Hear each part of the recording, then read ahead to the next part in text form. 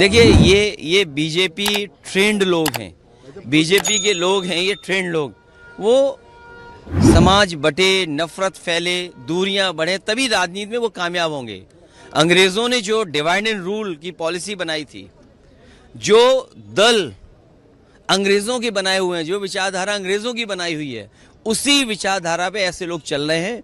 वो नफरत पसंद करते हैं, दूरियां लाना चाहते हैं समाज के अंदर। और केवल फतेहपुर नहीं, फतेहपुर में पहली बार नहीं हो रहा है।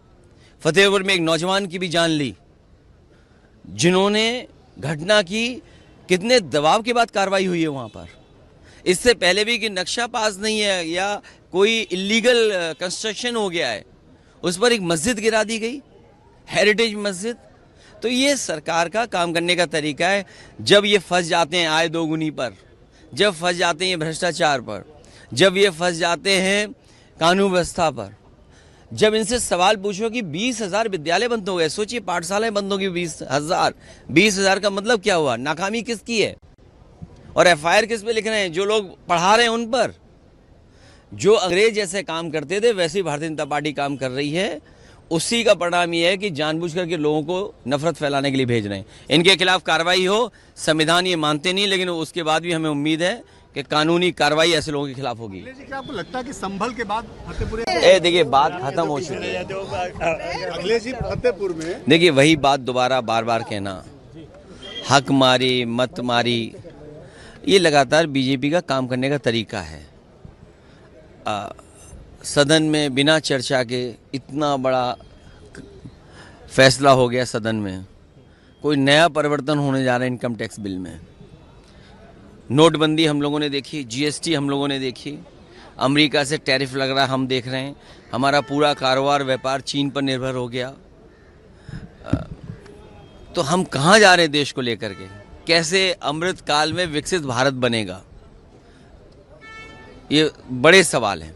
सर आज अखिलेश जी फतेहपुर में अपोजिशन हो या ना हो, हम लोग बिल पास करेंगे। अब वैसे किरण रिजिजू जी अकेले ही फुटबॉल खेलते हैं, हम लोगों को भी बुलाना चाहिए था, हम लोग भी साथ खेलते हैं फुटबॉल।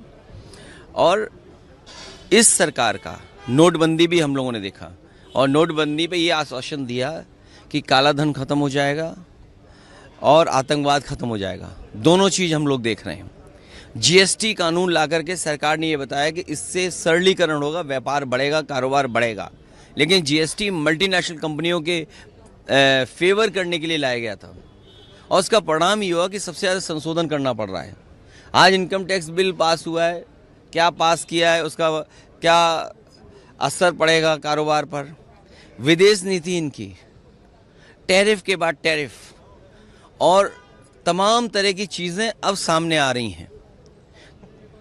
चीन पर हमारा पूरा कारोबार निर्भर है।